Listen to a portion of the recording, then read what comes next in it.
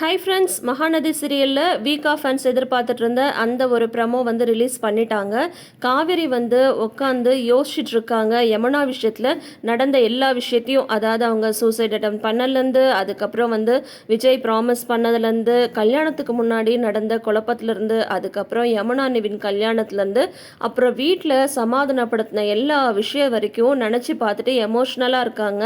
அப்போ விஜய் வந்து பக்கத்தில் உட்கார்றாரு. என்னாச்சு காவேரி அப்படின்னு சொல்லிட்டு கேட்க, உடனே காவேரி வந்து ரொம்ப எமோஷ்னலாக வந்து சொல்கிறாங்க. இல்லைங்க, இந்த கல்யாணம் வந்து நடக்கிற வரைக்கும் எனக்கு வந்து உங்கள் மேலே நம்பிக்கையே இல்லை. நான் உங்களை நம்பாமல் தான் இருந்தேன். நீங்கள் வந்து என்னை ஏமாத்திடுவீங்களோன்னு நினச்சேன். ஆனால் இவ்வளோ பிரச்சனையும் தாண்டி இந்த கல்யாணத்தை நீங்கள் நடத்தி வச்சதுக்கப்புறம் தான் நான் வந்து உங்களை புரிஞ்சுக்கிட்டேன். ரொம்ப ரொம்ப தேங்க்ஸ் அப்படின்னு சொல்லிட்டு விஜயை வந்து ஹக் பண்ணிடுறாங்க காவேரி. இந்த ஒரு எமோஷ்னலான ஒரு ப்ரமோவை தான் ரிலீஸ் பண்ணியிருக்காங்க. ஸோ இதுக்கப்புறம் ஒருத்தர் மனசுக்குள்ளே இருக்கிறத வெளியில் சொல்லிடுறாங்களா அப்படின்றத வெயிட் பண்ணி பார்க்கலாம். இல்லை அதுக்கு முன்னாடி வந்து ராகினி வெண்ணிலாவை கூட்டிகிட்டு வந்து நிற்க வச்சிடறாங்களான்னு சொல்லிட்டு பார்க்கணும். ஏன்னா இவங்க ரெண்டு பேரும் இன்னும் மனசில் இருக்கிறத பரிமாறிக்கவே கிடையாது. அதுக்கு முன்னாடி வெண்ணிலா வந்துட்டா கண்டிப்பாக விஜயோட லைஃப்பில் வந்து ஒரு ஜர்க் வந்து வரும். அவர் வந்து தெளிவாக இருந்தாலுமே வெண்ணிலாவோட அரைவல் கண்டிப்பாக ஒரு பிரச்சனையை வந்து இழுத்துட்டு வரும். அது என்னன்னு சொல்லிட்டு நம்ம வெயிட் பண்ணி பார்க்கலாம்.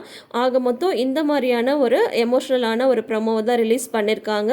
இந்த ஒரு சீனுக்காக யாரெல்லாம் வெயிட் பண்ணிட்டு இருக்கீங்க, நீங்கள் வீக் ஆஃப் ஃபேன்ஸான்றதை மறக்காமல் கமெண்ட் செக்ஷனில் சொல்லுங்கள். தொடர்ந்து வீடியோஸ்க்கு சேனலை சப்ஸ்கிரைப் பண்ணிக்கோங்க. நோட்டிஃபிகேஷன் பெல் ஐக்கானில் ஆல் சிம்பிள் கிளிக் பண்ணிக்கோங்க. தேங்க்யூ.